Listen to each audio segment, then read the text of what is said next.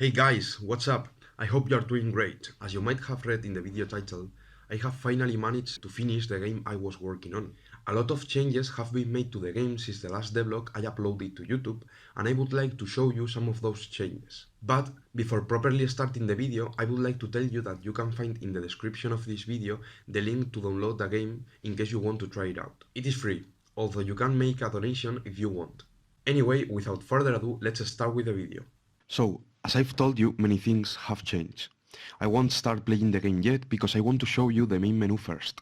In fact, I want to show you the options panel, which currently has 5 different options that players can modify. The usual options are the master, the music and the sound effects sliders, but as you can see, I have added 2 more options down, which are the bloom and the grain effect options. I decided to add these options in order to improve the accessibility of the game. This is because some players might get their eyes tired when playing the game for long sessions, or might get their heads hurt because of intense action and high intensity luminosity. Because of that, it is important to give players a way to disable the bloom and the grain so that they can play more comfortably without affecting the gameplay.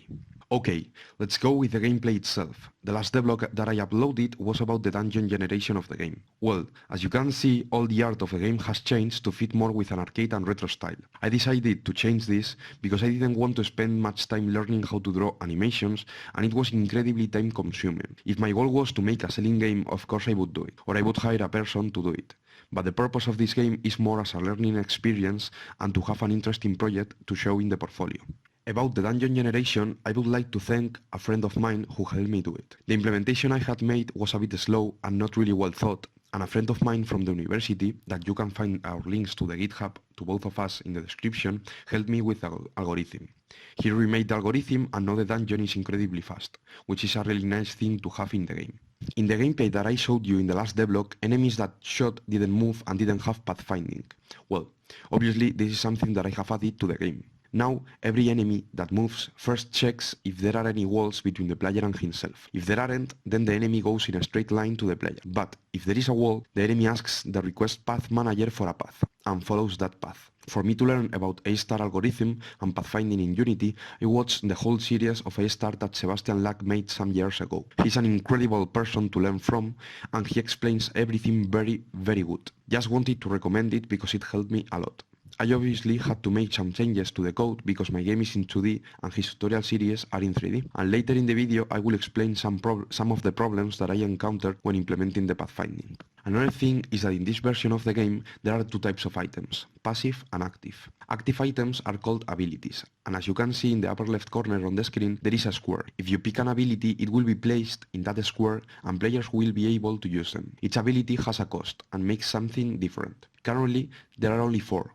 But I would like to make more. I will not tell you which abilities I have added to the game because that is your job and you will have to figure it out when playing the game. There are also passive items, just like the work in the Binding of Isaac. These passive and active items can be obtained in a treasure room, which are the yellow rooms in the dungeons. These rooms can only appear in the sides of the dungeon, and every time a dungeon is generated, there can appear from 2 to 4 treasure rooms. Okay, let's continue.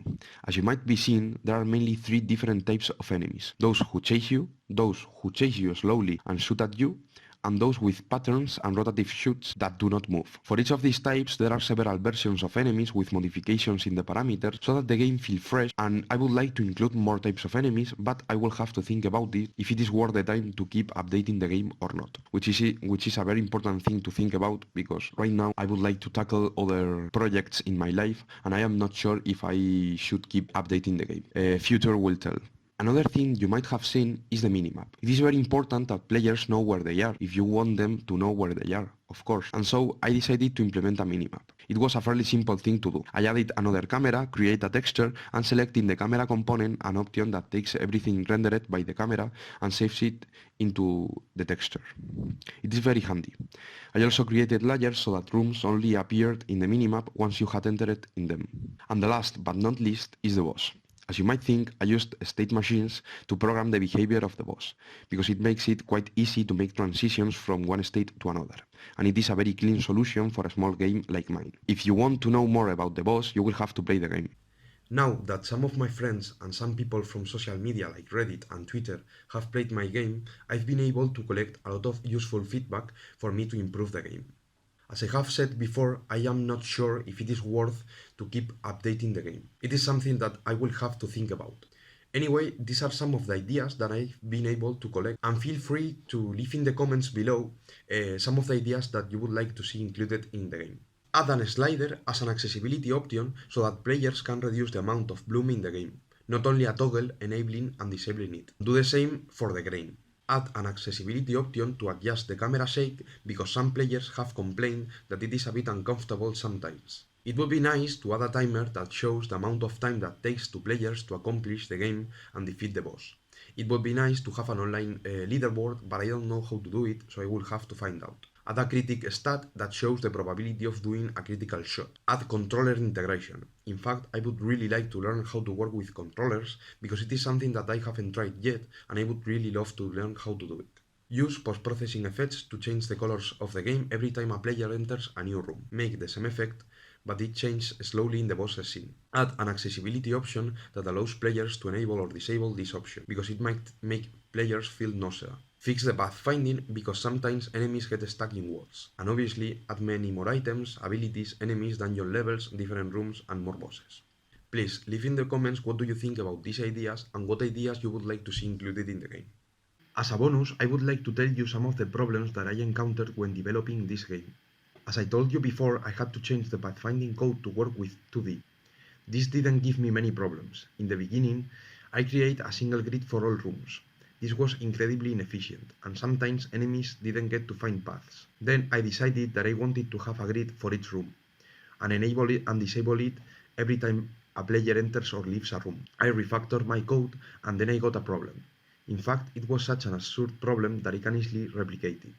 These two lines of code recalculates the position of players and enemies, taking into account the center of the room, and not the center of the world.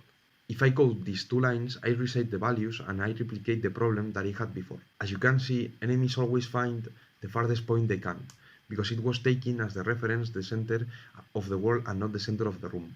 I think it is a funny thing to comment. Programming is full of this type of problems, where you have no idea of what to do, and then you realize that it is this stupid thing. And this video has come to an end. I hope that you have found the video really entertaining and useful. And if you play the game, please leave in the comments what you think about it, or even in itch.io in the comments of the page of the game, and it would be really appreciated by me. So thank you to everyone for watching this video, and see you in the next one. Bye bye.